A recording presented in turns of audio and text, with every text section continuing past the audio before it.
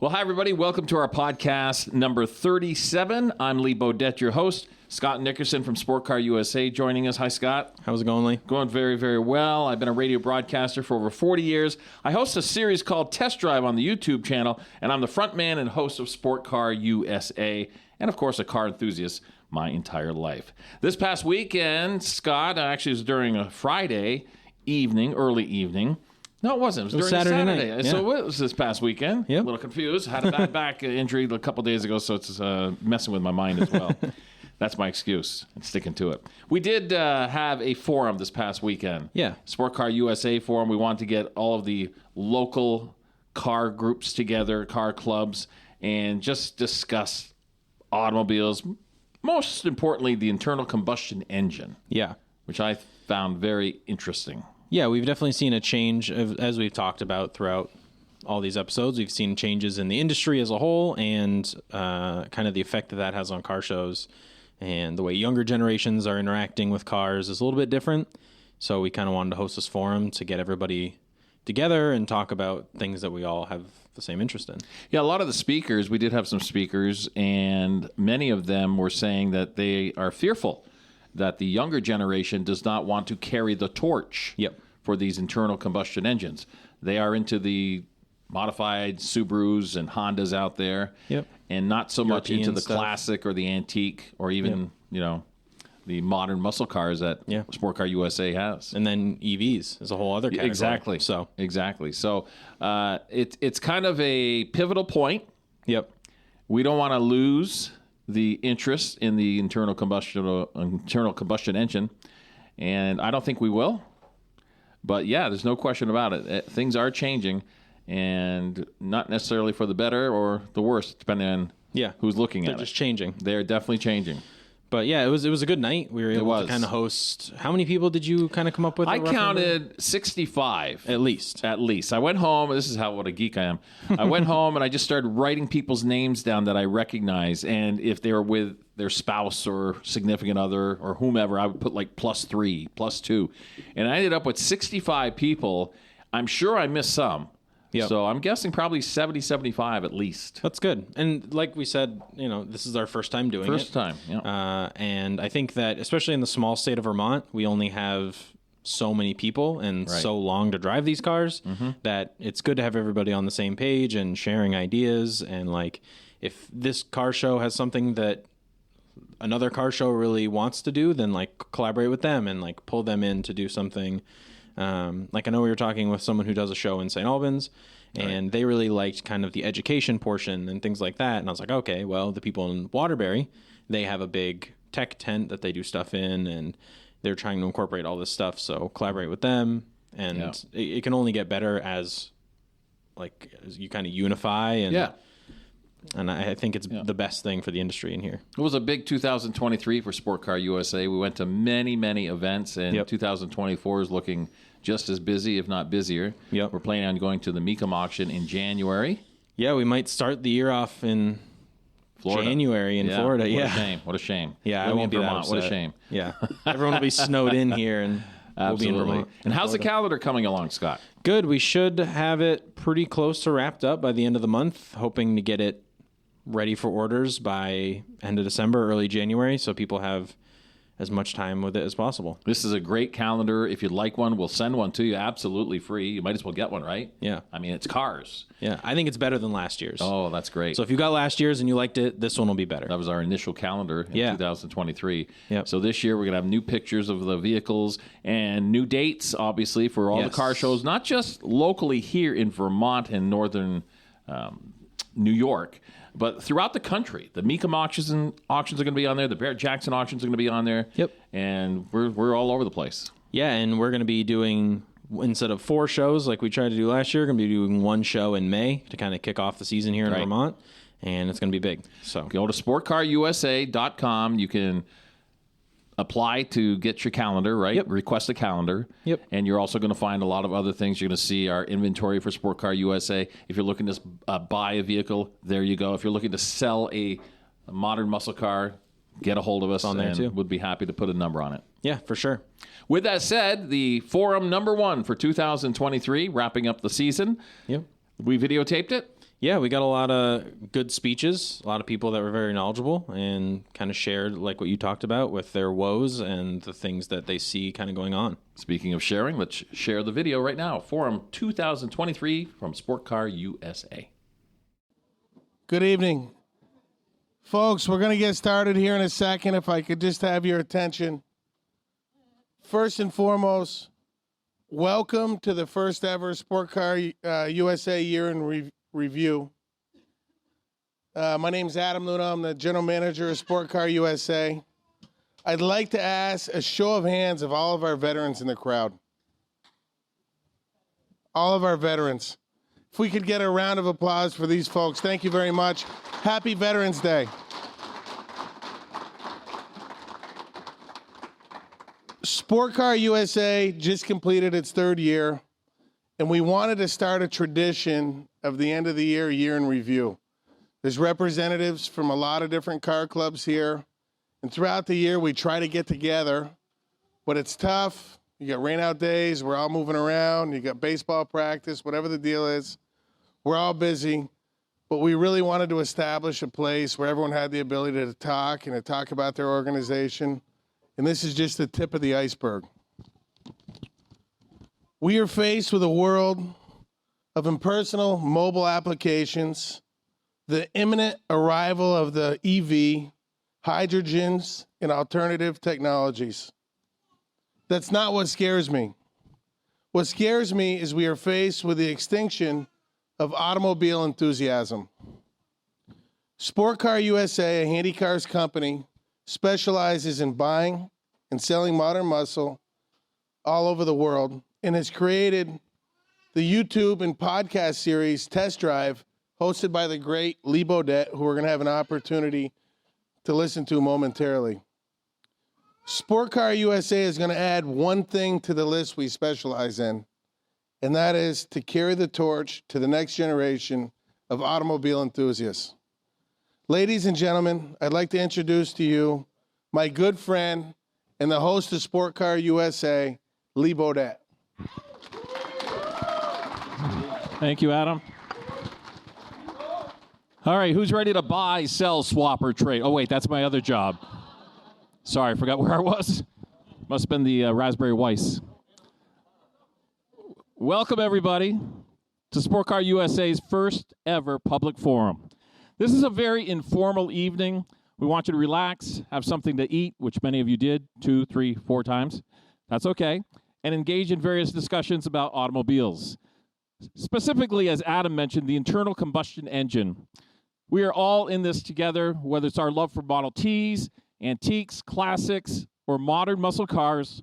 These amazing automobile eras cannot end and will not end if we continue to show future generations the importance of keeping them in the forefront. It certainly was a very challenging year for car shows and car events this past year. The expression, "the show must go on," didn't always apply, but somehow most car shows and events did in fact take place, while it be it in the rain, mud, and whatever Mother Nature decided to throw at us. Sport Car USA is proud to host this forum tonight. In just a minute, we're going to play a short video on this past season's events that we were all a part of. We got to meet so many wonderful people, passionate people, from Swanton to St. Albans, to Waterbury to Lake George, New York. After the video, we want to hear from you. Tell us about your car club. Tell us about upcoming events in 2024. Tell us about why you love your prized possession so very much. Remember, this is an open forum for you. With that said, let's check out our year in review video. One of the leaders of the Vermont Automobile Enthusiast Car Club and a proponent of the internal combustion engine. Ladies and gentlemen, welcome Wendell Noble.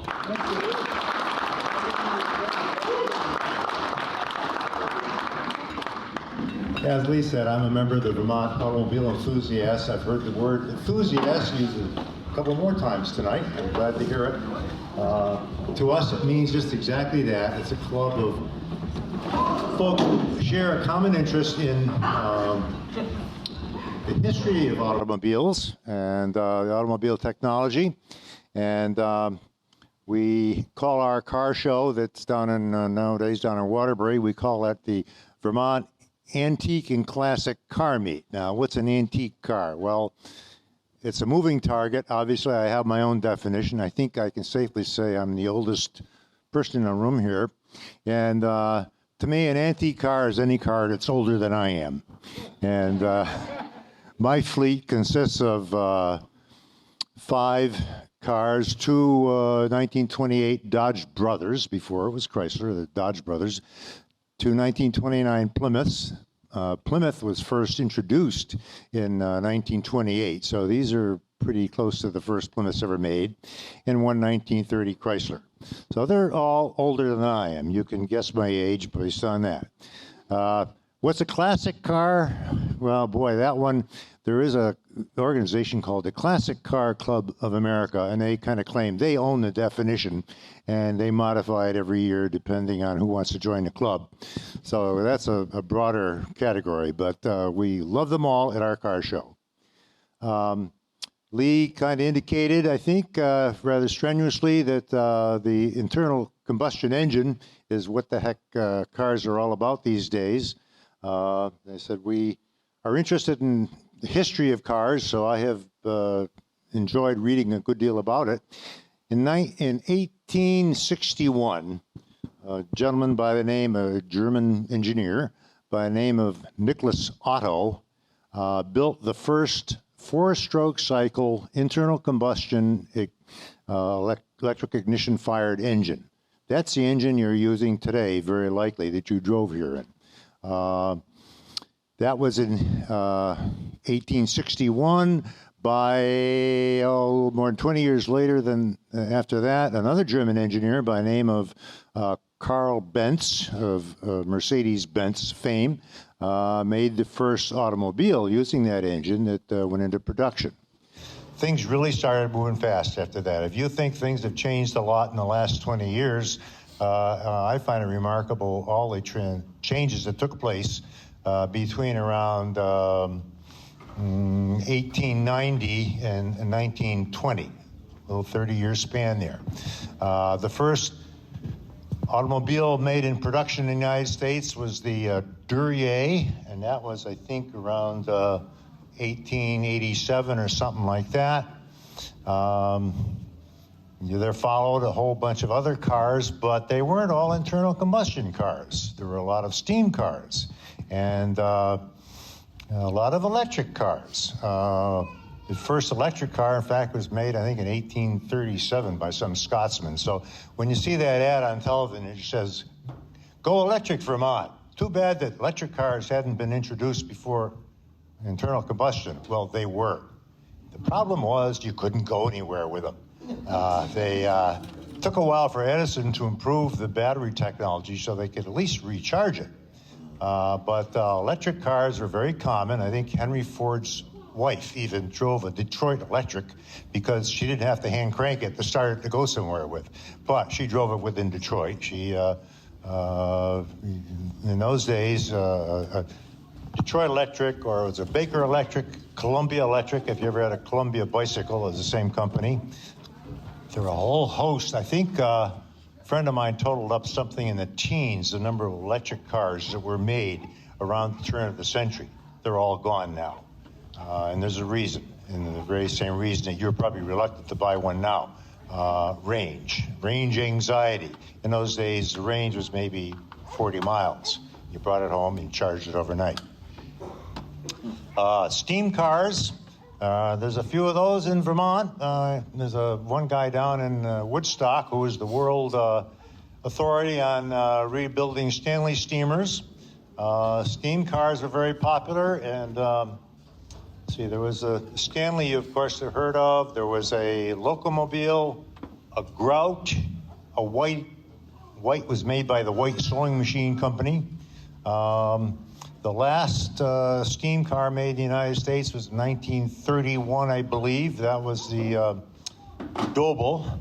Marvelous car. The problem with steam cars wasn't range anxiety due to you're running out of fuel. It was due to running out of water. And I have know a friend that's in our car club, lives over in Hyde Park, and he has a couple of steam cars, and he'll bring them down to the car show. But he makes sure he knows every house along the way that has an outdoor faucet, so he can stop and refill his water by the time he gets to the show field.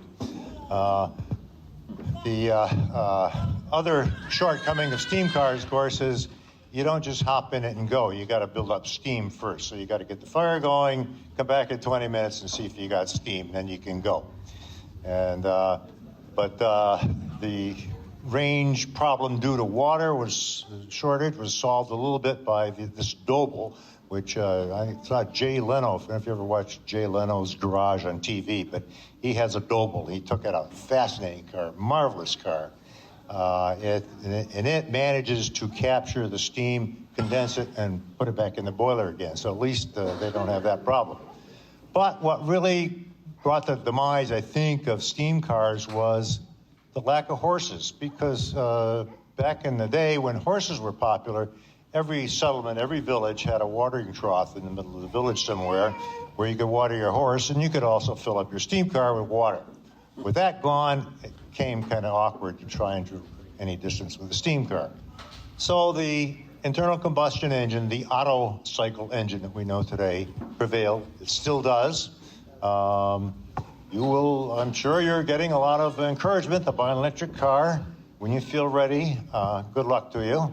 I think you'll find the government will make the price right, but I'm not ready yet. So I'm still living in the past with my late 20s vintage cars. I love them. I have never owned an automatic transmission in my life. My cars all have the transmission that we jokingly have called the crash box, because every time you go to shift, you got to learn each one has its own personality. It's not synchro-meshed, so that you could easily grind your gears, whether you're shifting up or down. You learn to double clutch, you learn the personality of the car, and that's the fun of doing it. I think something called synchro mesh was introduced in, I think, around 1930. General Motors introduced it in Cadillac, and that is synchronizers, so that when you go to shift from, say, low gear to second gear, you can do it without grinding gears, because the gears are automatically synchronized together, so they're moving the same speed and they'll mesh. And so probably if you've ever had any experience driving with a manual transmission, that's what you drove. And the 3-speed manual transmission with synchro mesh was kind of the standard for everybody. If you ever learned to drive in the 60s or 70s, you probably learned on one of those. When my cars have the shifts on the floor, around 1939 or so, around when I was born, they started moving the shift up onto the steering column, called the 3 on the tree instead of 3 on the floor. And the advantage of that was that you could actually get 3 people in the front seat, didn't have the gear shift in the middle, so you didn't have to grab somebody's knee when you wanted to shift. But they slowly were replaced for most people, by automatic transmissions. Those came around, I think the first I knew of was, I think, Oldsmobile with a hydromatic transmission. And it was Oldsmobile and Cadillac, and that was in the 40s. Kind of a hybrid between the automatic and the manual transmission. We called it a standard transmission in those days because it really was standard. Chrysler came out with something called fluid drive, where the flywheel would have been on the engine, there was a fluid torque converter, so you could actually shift without using the clutch if you slowed the engine down, and had a regular transmission behind it. So that was kind of a step into the automatic transmission. The automatic transmission gets rid of the clutch completely, whereas these Chryslers still had a clutch you could push in.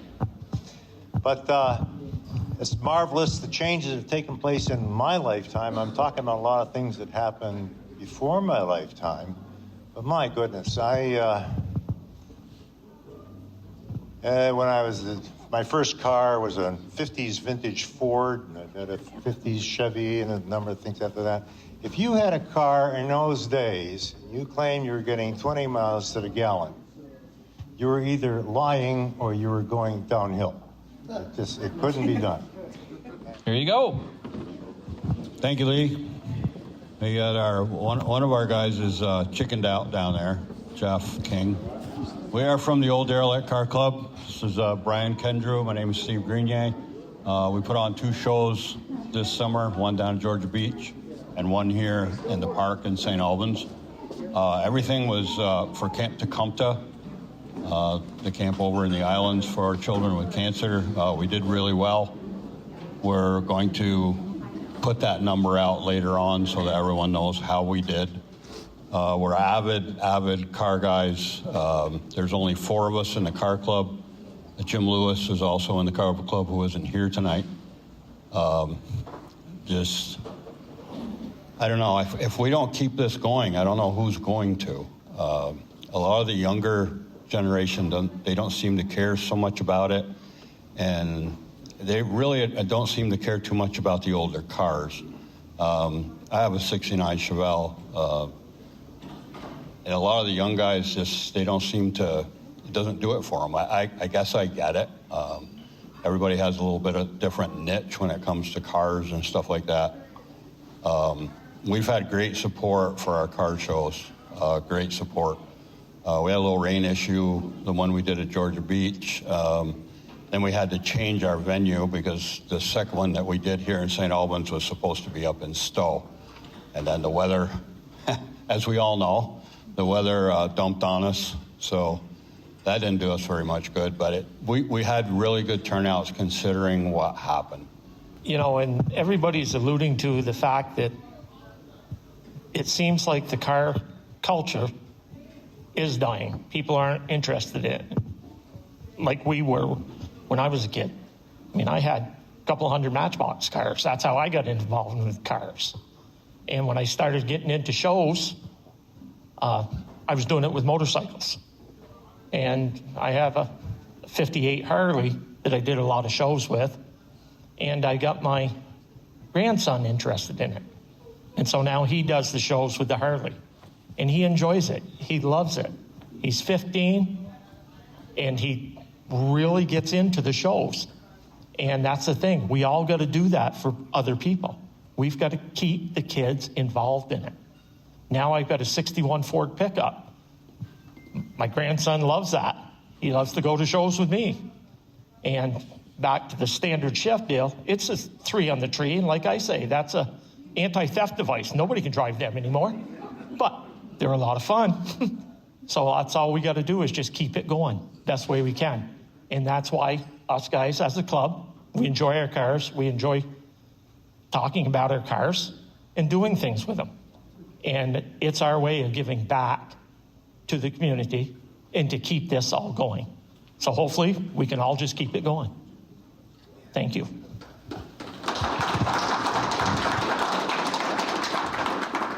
Yeah, we're going to do 2 shows again in 2024. We have not got the dates down yet. There'll be one early summer and one in the fall. So y'all keep your eyes open. We'll advertise it the best we can. Be on Facebook. We'll put out posters that will be on the radio. Like I say, everything we do goes to Camp Tecumseh. Everything we get goes to Camp Tecumseh. And we've had such support from the car dealers and the businesses around. It's just been phenomenal. We're going to make that presentation to them in December, I believe the 12th, Jeff? Yeah. On the 12th, we're going to go down we're going to Burlington, I believe. And Cool 105. Cool 105 is going to host this whole thing. So for any one of you guys that has come to our shows, thank you so much. Please come and see us again. Thanks for your time.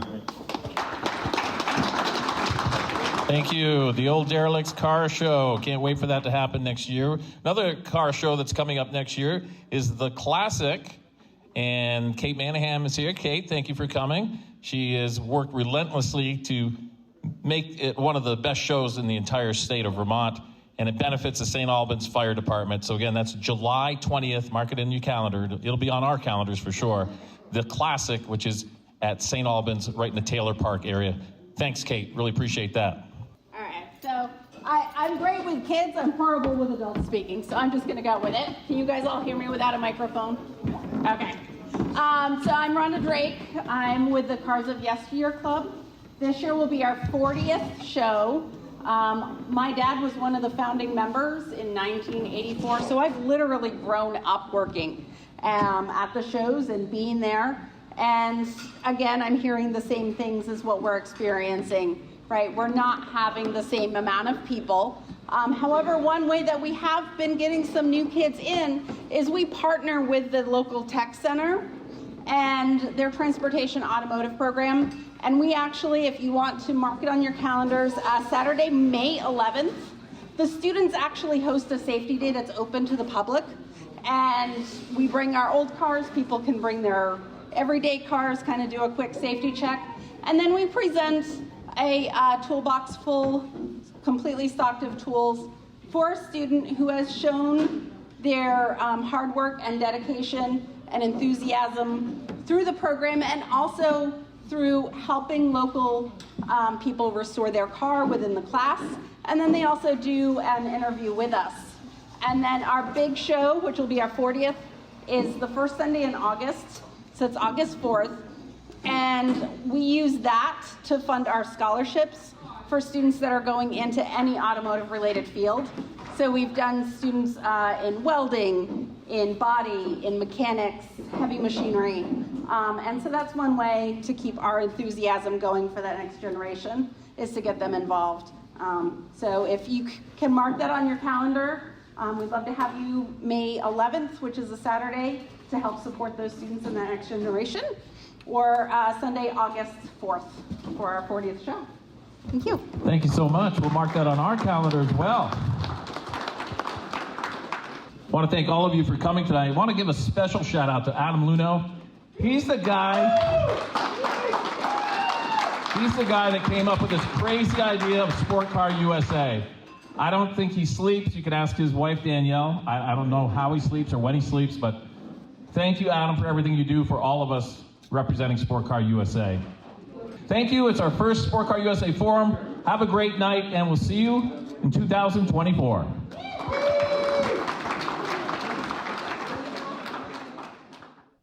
Well, that was a lot of fun. Yeah. It was a great night. It was a lot of fun. And, you know, we were hosted by 14th Star, so obviously a big thank you to them for allowing us to have the space and being very helpful and serving drinks all night to everybody. Delicious food. Yep, we had food from Mimo's, I believe. Yes, Mimo's Pizzeria in St. Albans. Some baked ziti, and they were like little calzones and things like that. It was great. So it was good seeing everybody again. And when you look at a video like this, you kind of forget certain aspects of the year and say, oh, yeah, we did that. Oh, yeah, we were there. Yep. I think one of my best portions of that video would be when we're sitting on the couch. And to be honest, I had a couple drinks in me. Yeah, just a couple. Warmed up. But I was warmed up in a very, very, how shall we say, relax. Vacation mode. Yes, like Aaron Rodgers, the Green Bay Packers, formerly relax, RELAX. So it was fun. It was fun. And that's a whole, we have that posted separately as a whole other video if you want to watch just that. It's kind of our year-end recap. And this is kind of going through all the good speeches and everything else. Second time I've ever been on a couch. The first time, we won't get into that. No. I was lying down and they were asking me a lot of questions. Thanks for listening to our Test Drive podcast. Scott Nickerson, thank you very much for being with us from Sport Car USA. I'm Lee Bodette, your host. Be sure to check out our Test Drive series on YouTube. We'll see you next time on our next Test Drive podcast, which will be number 38, because I know how to count. Good work. And remember, let's never forget the men and women serving this great country of ours. Goodbye, everybody.